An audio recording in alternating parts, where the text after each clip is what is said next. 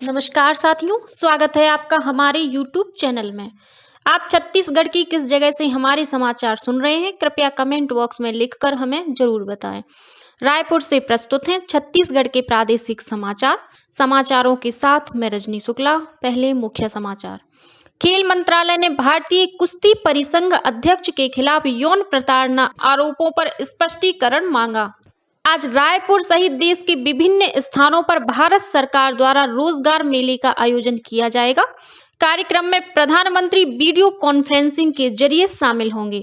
चयनित उम्मीदवारों को सौंपे जाएंगे नियुक्ति पत्र। राज्य की प्रवेश तथा फीस विनियामक समिति ने प्रदेश के निजी मेडिकल कॉलेजों में विभिन्न पाठ्यक्रमों के लिए शुल्क तय किए। प्रदेश के विभिन्न शासकीय अस्पतालों के करीब 3000 जूनियर डॉक्टरों ने दुगनी छात्रवृत्ति की मांग को लेकर शुरू की हड़ताल। और रायपुर पुलिस ने आपराधिक तत्वों पर नकेल कसने के लिए कल तड़के की छापे की बड़ी कार्रवाई। करीब 160 निगरानी शुदा बदमाशों को गिरफ्तार कर जेल भेजा।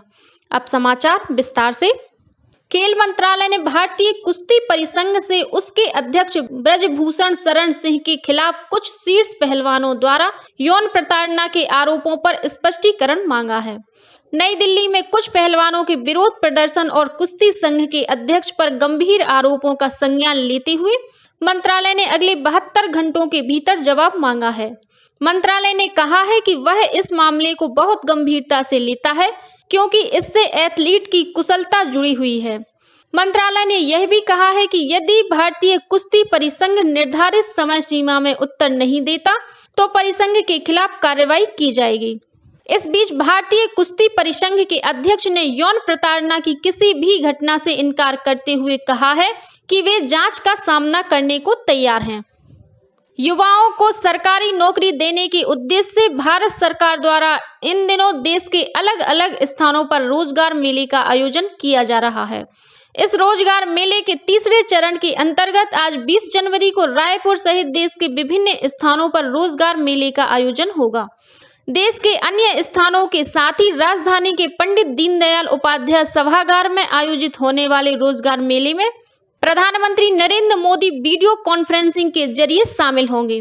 वे मेले में शामिल होने वाले चयनित अभ्यर्थियों को आज वीडियो कॉन्फ्रेंस के माध्यम से नियुक्ति पत्र सौंपेंगे। स्थानीय स्तर पर केंद्रीय मंत्रियों और सांसदों के हाथों नवनियुक्त उम्मीदवारों को नियुक्ति पत्र सौंपे जाएंगे। कार्यक्रम में शामिल होने वाले प्रतिभागी इस मेले के संबंध में अपने अनुभव भी साझा करेंगे।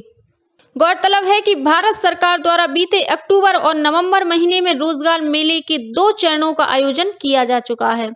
रायपुर में आज होने वाले रोजगार मेले के आयोजन की जिम्मेदारी मुख्य आयकर आयुक्त कार्यालय को सौंपी गई है। प्रधानमंत्री नरेंद्र मोदी ने परीक्षा के समय अभिभावकों की भूमिका के बारे में एग्जाम वॉरियर पुस्तक के कुछ अंश साझा किए हैं। अपने एक ट्वीट में प्रधानमंत्री ने कहा है कि पिछले कुछ वर्षों में परीक्षा पे चर्चा के माध्यम से अभिभावकों को शिक्षा के क्षेत्र में नए रुझान और अवसरों के बारे में जानने का मौका मिला है। वे बच्चों के समक्ष आने वाली कठिनाइयों को बेहतर तरीके से समझ पा रहे हैं। प्रधानमंत्री 27 जनवरी को परीक्षा पे चर्चा कार्यक्रम के 6वें संस्करण में छात्रों, शिक्षकों और अभिभावकों से संवाद करेंगे। भेंट मुलाकात कार्यक्रम के तहत मुख्यमंत्री भूपेश बघेल इन दिनों प्रदेश के विभिन्न स्थानों का दौरा करने के साथ ही वहां स्थानीय लोगों से मिलकर उनकी मांगें और समस्याएं सुन रहे हैं। इस कार्यक्रम के तहत मुख्यमंत्री ने बिलासपुर जिले में तखतपुर विधानसभा क्षेत्र के विभिन्न गांवों का भ्रमण किया। खपरी गांव में उन्होंने स्थानीय अधिकारियों के साथ समीक्षा बैठक में कानून व्यवस्था सहित अन्य मुद्दों पर जानकारी ली। बैठक में मुख्यमंत्री ने कहा कि जिले में चाकूबाजी और लूट सहित अन्य आपराधिक घटनाओं में त्वरित कार्रवाई होनी चाहिए। श्री बघेल ने ग्रामीण क्षेत्र के स्कूलों में शिक्षकों की अनुपस्थित रहने की शिकायत मिलने पर जिला शिक्षा अधिकारी को आकस्मिक निरीक्षण करने और अनुपस्थित शिक्षकों के खिलाफ आवश्यक कार्रवाई करने को कहा। उन्होंने राजस्व कार्यालय में पटवारियों की उपस्थिति सुनिश्चित करने के संबंध में भी अधिकारियों को निर्देश दिए। मुख्यमंत्री ने कहा कि राजस्व संबंधी लंबित मामलों का निराकरण जल्द से जल्द किया जाना चाहिए। इससे पहले मुख्यमंत्री ने खपरी और आसपास के अन्य गांवों के लिए करीब 73 करोड़ रुपए की लागत वाले विभिन्न विकास कार्यों की घोषणाएं भी की। इस मौके पर उन्होंने 40 करोड़ रुपए के 17 विकास कार्यों का लोकार्पण भी किया। प्रदेश में आगामी विधानसभा चुनाव को देखते हुए राजनीतिक सरगर्मियां बढ़ने लगी हैं। सत्ता पक्ष और विपक्ष सहित अन्य दल आम जनता के बीच विभिन्न मुद्दों को लेकर सभा और आंदोलन के जरिए अपनी सक्रियता बढ़ाने में जुटे हुए हैं। इसी कड़ी में भारतीय जनता पार्टी ने राजनांदगांव जिले के अंतर्गत खुज्जी विधानसभा क्षेत्र के कुमरदा गांव में मोर आवास मोर अधिकार अभियान के तहत एक जनसभा का आयोजन किया। जनसभा को संबोधित करते हुए पार्टी के वरिष्ठ नेता और राज्यसभा के पूर्व सांसद नंद कुमार साय ने आरोप लगाया कि छत्तीसगढ़ में कांग्रेस की सरकार गरीबों को प्रधानमंत्री आवास योजना के तहत मिलने वाले उनके आवास से वंचित कर रही है। इस जनसभा को राजनांदगांव के सांसद संतोष पांडे सहित अन्य स्थानीय पदाधिकारियों ने भी संबोधित किया। प्रवेश तथा फीस विनियामक समिति ने प्रदेश के निजी मेडिकल कॉलेजों में विभिन्न पाठ्यक्रमों के लिए शुल्क तय कर दिए हैं। समिति के प्रमुख प्रभात कुमार शास्त्री की अध्यक्षता में हुई बैठक में यह तय किया गया कि रायपुर और भिलाई के निजी मेडिकल कॉलेजों में एमडी और एमएस के लिए करीब 10 लाख रुपए प्रतिवर्ष तय की गई है। वहीं इन पाठ्यक्रमों की प्री क्लिनिकल पढ़ाई के लिए लगभग 8 लाख रुपए प्रतिवर्ष का शुल्क लिया जाएगा। श्री शास्त्री ने बताया कि इस फीस में पढ़ाई के साथ ही गणवेश, प्रयोगशाला, खेलकूद और अन्य मदों के शुल्क भी शामिल हैं। इसलिए इस राशि के अलावा किसी भी छात्र से कोई अन्य शुल्क वसूल नहीं किया जाएगा। उन्होंने बताया कि जुनवानी भिलाई स्थित मेडिकल कॉलेज में एमबीबीएस के पहले 3 वर्षों के लिए करीब 8 लाख रुपए प्रतिवर्ष का शुल्क लिया जाएगा। वहीं अंतिम आधे वर्ष के लिए लगभग 4 लाख रुपए शुल्क देना होगा। इसी तरह Raipur institute of medical science में एमबीबीएस के पहले 3 वर्षों के लिए करीब 7.5 लाख रुपए प्रतिवर्ष की फीस निर्धारित की गई है। यहाँ अंतिम आधे वर्ष के लिए 3.25 लाख रुपए का शुल्क लिया जाएगा। प्रदेश के विभिन्न शासकीय अस्पतालों में कार्य कर रहे करीब 3000 जूनियर डॉक्टरों ने दोगुनी छात्रवृत्ति की मांग को लेकर कल से अपनी हड़ताल शुरू कर दी है। जूनियर डॉक्टर एसोसिएशन डॉक्टर प्रेम चौधरी ने बताया कि वे पिछले 2 वर्षों से लगातार छात्रवृत्ति बढ़ाने की मांग कर रहे हैं, लेकिन उनकी मांगों पर राज्य सरकार द्वारा अभी तक कोई निर्णय नहीं लिया गया है। इसी वजह से जूनियर डॉक्टरों ने हड़ताल पर जाने का फैसला किया है। इस हड़ताल की वजह से कल प्रदेश के विभिन्न शासकीय अस्पतालों में ओपीडी सहित आपात चिकित्सा सेवाएं आंशिक रूप से प्रभावित रहीं। इस बीच स्वास्थ्य विभाग ने वरिष्ठ डॉक्टरों को मरीजों के इलाज के लिए सभी आवश्यक सुविधाएं उपलब्ध कराने के निर्देश दिए हैं। रायपुर पुलिस ने निगरानीशुदा बदमाशों और आपराधिक तत्वों पर नकेल कसने के लिए कल तड़के छापे की बड़ी कार्रवाई की। इस दौरान राजधानी में चाकूबाजी, लूट और चोरी सहित अन्य अपराधों में शामिल रहने वाले करीब 160 निगरानीशुदा बदमाशों को पुलिस ने सड़क पर पैदल मार्च कराते हुए जिला अदालत में पेश किया। इससे पहले अतिरिक्त पुलिस अधीक्षक अभिषेक महेश्वरी और डीसी पटेल के नेतृत्व में 100 से अधिक पुलिस अधिकारियों और जवानों ने सामूहिक रूप से इस कार्रवाई को अंजाम दिया। रायपुर के बस स्टैंड परिसर सहित अन्य संवेदनशील स्थानों पर सुबह करीब 6 बजे की गई इस कार्रवाई के दौरान 87 अपराधियों के खिलाफ कार्रवाई की गई। इस कार्रवाई के दौरान पुलिस ने बस स्टैंड परिसर में 15 किलो गांजे के साथ एक आरोपी को गिरफ्तार किया है। वहीं शहर के 7 अन्य स्थानों से भी 19 किलो गांजा बरामद किया गया तथा इन मामलों में 11 आरोपियों को हिरासत में लिया गया।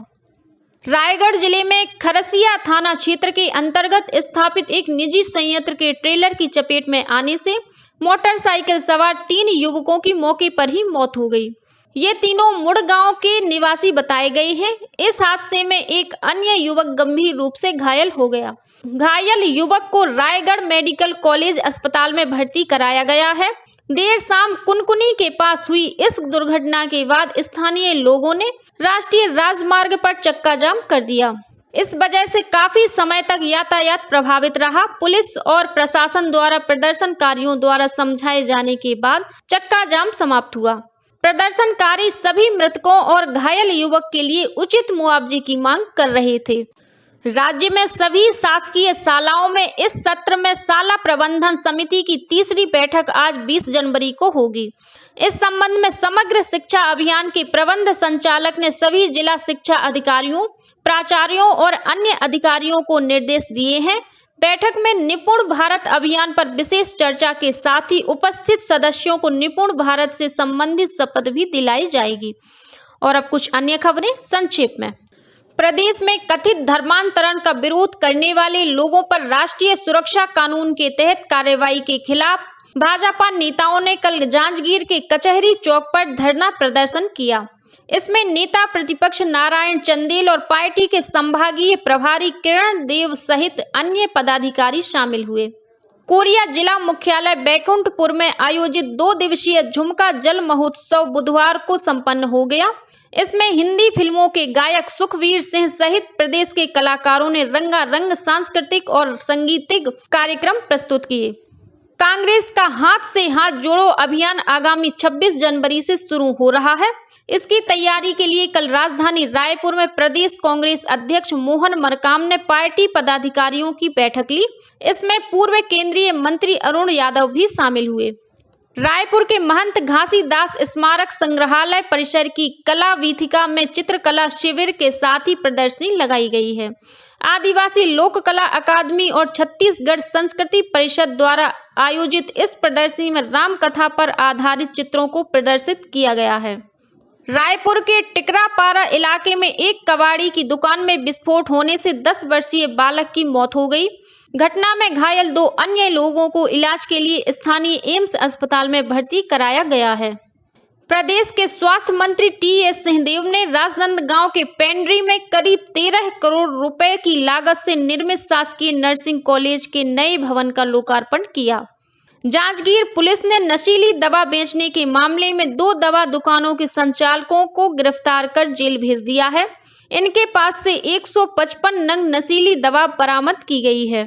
पुलिस ने आरोपी की दवा दुकानों का लाइसेंस रद्द करने का प्रतिवेदन भी जिला दंडाधिकारी को भेजा है। पुलिस और खनिज विभाग के जांच दल ने जांजगीर चांपा जिले के कमरीद और देवरघटा गांव में रेत की अवैध खुदाई करने वाले 10 ट्रैक्टर और 4 हाईवा को जब्त कर लिया है। इंदिरा गांधी कृषि विश्वविद्यालय रायपुर का 37वां स्थापना दिवस आज मनाया जाएगा। इस अवसर पर खाद्य एवं पोषण सुरक्षा हेतु लघु धान्य फसलें विषय पर 1 दिवसीय राष्ट्रीय कार्यशाला का आयोजन भी किया जाएगा। और अंबिकापुर के आवासीय इलाके में एक जंगली हाथी के पहुंचने से हड़कंप मच गया है। वन विभाग के कर्मचारी अपने दल से बिछड़े इस हाथी पर ड्रोन कैमरे की मदद से लगातार नजर बनाए हुए हैं। इस बीच लोगों को इस हाथी से सचेत रहने को कहा गया है। इसी के साथ छत्तीसगढ़ के समाचारों का ये बुलेटिन समाप्त हुआ। नमस्कार।